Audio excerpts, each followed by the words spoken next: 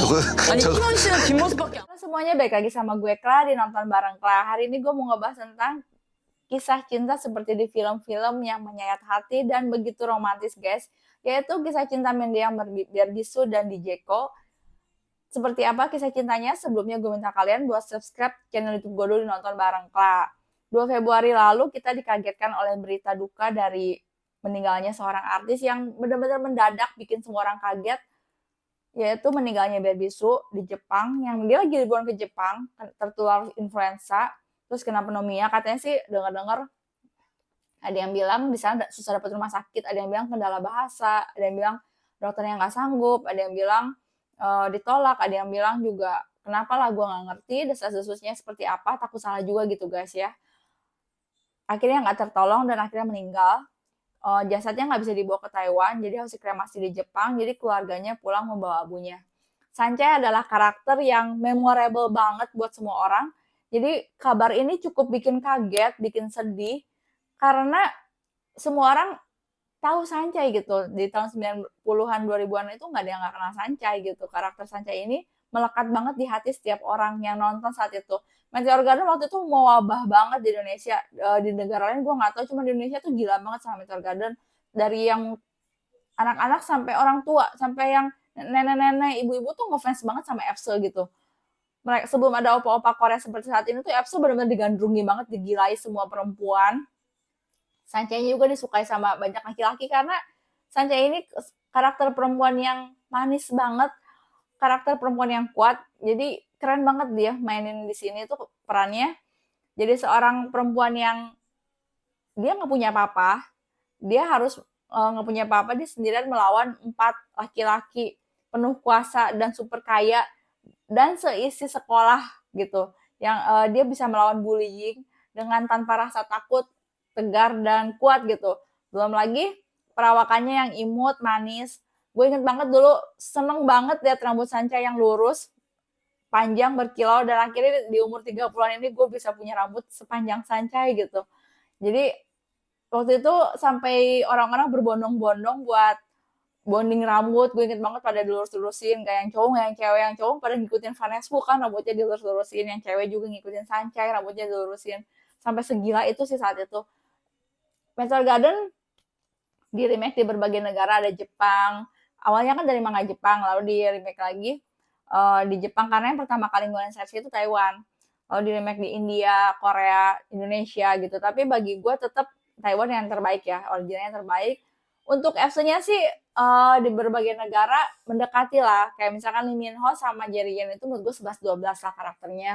Sama-sama bagus gitu. Pas gitu untuk meranin Tom Mingse. Bahkan yang Jepang pun gue suka gitu. Tapi untuk karakter Sancai, gak ada yang bisa ngalahin Berbisu menurut gue.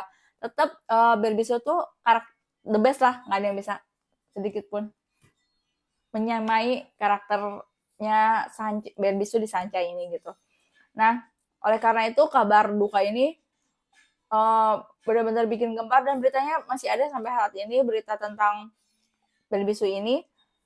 Karena ternyata Berbisu ini punya kisah cinta yang gak kalah sama di filmnya guys. Di filmnya kita disajikan kisah cinta Sancai dengan Tomingse yang love hate relationship yang manis, kadang bikin ketawa, bikin gemes, bikin sedih gitu. Dan ternyata kisah cinta Berbisu di dunianya in real life juga nggak jauh beda guys. Jadi Berbisu tuh tahun 1997 tuh ada artis Korea namanya Dijeko yang lagi terkenal banget. Kalau sekarang mungkin namanya kayak BTS gitu, lagi benar-benar top banget. Dijeko salah satu artis yang bintang Hallyu Korea Selatan saat itu.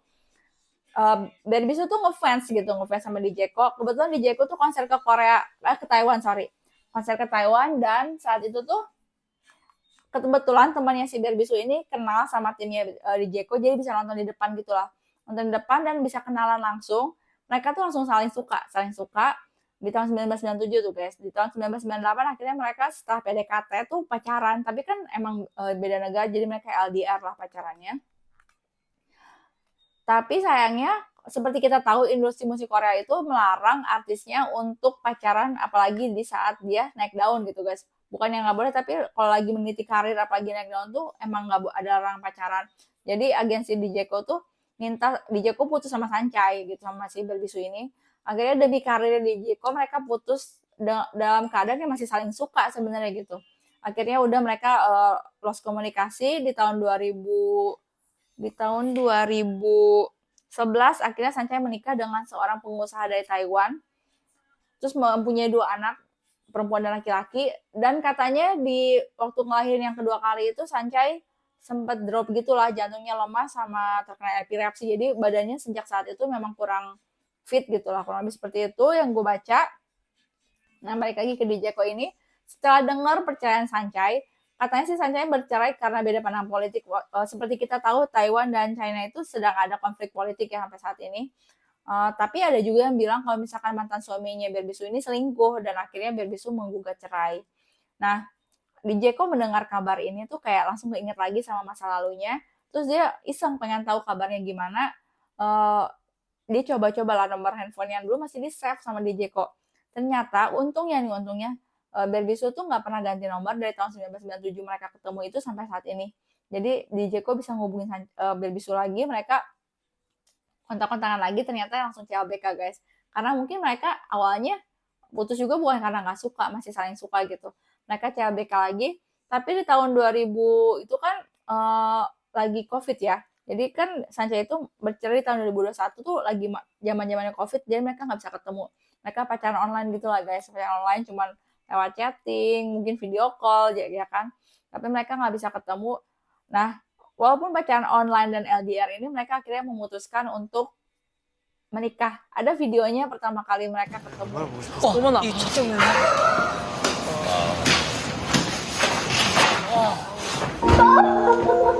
Menikah dan akhirnya mereka ketemu tuh benar-benar romantis banget guys.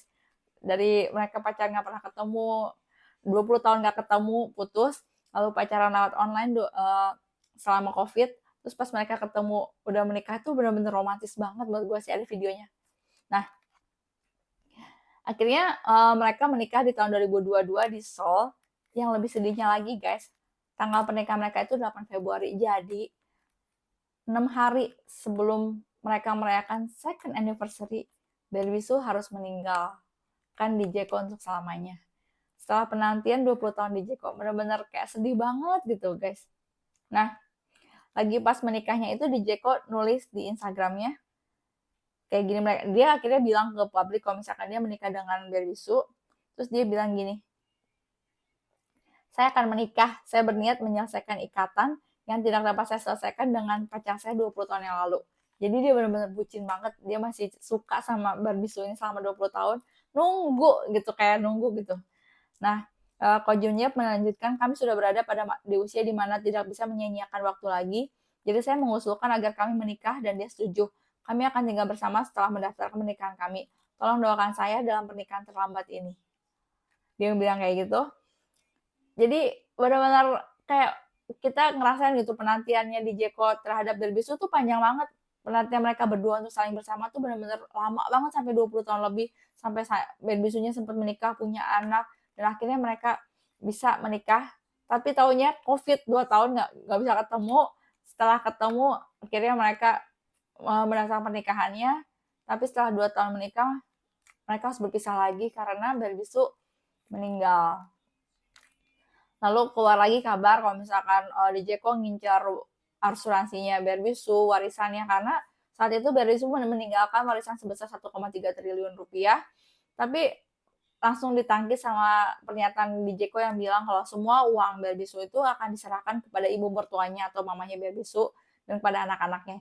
Jadi benar-benar di sini publik bisa lihat gitu kalau misalnya Dijeko tuh benar-benar bucin sama Sancai gitu, sama Berbisu ini. Ya menurut gue ini kisah hidup, kisah cinta yang romantis banget, juga sedih gitu, bittersweet banget kisah romansnya, yang sweet, lihat mereka berdua di mana bisa ketemu lagi gitu setelah 20 tahun berpisah, walaupun mereka harus pacaran lewat online lalu menikah, tapi harus berpisah lagi selama 2 tahun. Apalagi Dijeko sempat nulis, kami tidak mau menyia-nyiakan waktu lagi. Itu benar-benar kayak sedih banget. Kalian bayangin aja gimana kagetnya dia pergi sehat gitu ya, pergi sehat ke Jepang liburan, pulang harus bawa abu istrinya. Benar-benar sedih banget guys. Itu kisah cinta yang mau gue ceritain hari ini. Menurut gue sih dari kemarin gue pengen banget cerita karena menurut gue ini kisah cinta yang indah banget gitu. Kisah cinta seperti di film-film Korea menurut gue sih. Yang romantis tapi dibilang sad ending ya sad ending karena harus berpisah. Mereka baru bertemu sebentar. Tapi ya indah juga akhirnya mereka bisa bertemu kembali gitu guys.